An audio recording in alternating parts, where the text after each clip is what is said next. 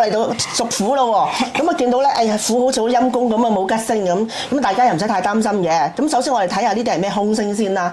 咁首先見到一個白虎喎，白虎係代表一啲血光啊或者啲兇傷嘅，咁佢真係可以話係兇星之首咁滯啊。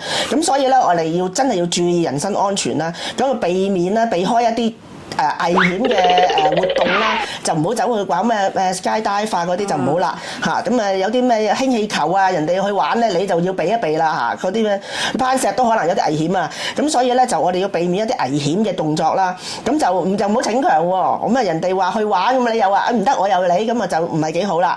會應咗呢個白虎啊，所以我哋一定要避咗佢啦。亦都係如果你話咁太擔心啊點咧？買保險啦，可能要買足夠嘅保險。咁呢度同埋就係真係要定期做驗身啦，或者係最好你過咗年就驗下個身，即係驗下做個 body check 睇下自己會唔會健康有冇問題。試過凶星咧就叫大煞啊，呢個亦都係一個大凶星嚟㗎喎。佢主要咧係講緊一啲凶殺啊，或者係一啲比較突然啲講破壞或者係啲災禍嘅。你而家我哋即係講緊九運咧，好容易有啲咩撞車，我哋發覺好多呢啲。咁所以咧大家就要小心，特別小心啊搭車啊，即係無論你自己揸車又好啦，我哋都要避免衝動啊，尤其是九運啊，真係要避免衝動。如果你有遇到一啲重大嘅決定啊、決策、投資、簽約都好啦，我哋真係建議你揾一個好嘅日子擇日啦。所以我哋今日都特別係用一啲神煞，即係我哋用一個通勝嚟解釋呢啲嘅。希望你咧大家可以透過擇日可以揾一個好日子做嘢啦。咁關鍵嘅嘢咧最好有 Plan B 啦，就唔好孤注一擲啊，諗住實食冇黐牙喎。咁有時咧就亦都係啊，好似阿 Miko 咁講啦，保持低調。其實九運我都發覺咧，保持低調咧係一個真係就係一個贏家嚟。咁好啦，見到飛廉喎，飛廉係咪啲乜嘢咧？係會突然發生嘅意外，可能係一啲意外損傷啊，或者係一啲口舌，或者係令到你人哋可能講你是非，你就會覺得好孤獨，好似好委屈啊咁樣，你就自然覺得個心情又好差啦。咁首先我哋要記得咧，其實呢一個飛廉星唔係話真係好大嘅災害星嚟嘅。不過咧，我哋都要注意啦。首先，如果我哋要注意安全嘅話，自然你要遵守交通規則啦，你唔好紅燈揸衝過馬路啦。因為我哋發覺而家最近都好多呢啲咁嘅意外啊。咁危險嘅娛樂啊，你就唔好做咁多啦。始終出年都係危機重重噶。咁同埋亦都要注意咧高空嘅環境嘅。即係我哋高空環境嘅活動啦，攀石啊，又係咩嗰啲氫氣球啊，呢啲你就少玩為妙。咁指背亦都係一啲好輕，我哋叫做輕型嘅凶星啦。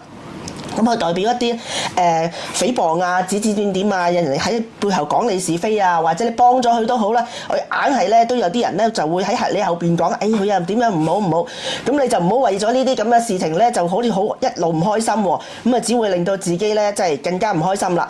咁所以咧，其實我哋喺日常咧就注意溝通，因為可能有時講者無心，聽者有意啦。咁亦都係咧，我哋主要嘅文件我哋要小心啲啦，唔係即係喺文件上面可能有一啲話病俾人哋我應該話你嗰啲文件點解錯啊？咁可能又有是非發生㗎啦。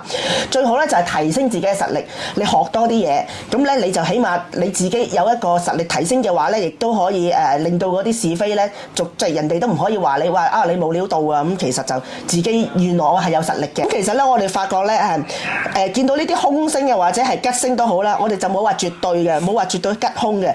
佢只不過係你一啲風險地圖，我哋見到而家咁多凶星係咪好驚咧？其實即係話俾你聽，我哋有呢啲咁嘅問題喎，有呢啲咁嘅風險喎，咁咧我哋有一個警示牌，等你可以咧就知道我要有啲乜嘢要救援工作我要做咧，我有啲咩要注意咧，我有啲咩要避免咁解嘅啫。咁亦都咧，你話係咪真係冇吉星喎大鑊啦？咁其實就唔驚喎，因為人咧，我哋人唔係半合火局嘅。雖然你話亦都係啦，我哋係半合一個三合火局啊，唔係喎，咁你火嚟嘅喎，係咪真係好猛咧？咁當然有合咧都始終係比較都好嘅，起碼都唔會有衝嘅問題，或者唔會有刑嘅問題。我哋都喺八字學裏邊嚟講咧，合都係一個幾好嘅現象嚟嘅。咁但係咧，當然啦如果你譬如話朋友忌火嘅話，我哋可能喺風水上面啦，或者係你八字有啲生活上啦，有做一啲調節咯。咁呢度我哋有機會我哋再詳細講啦。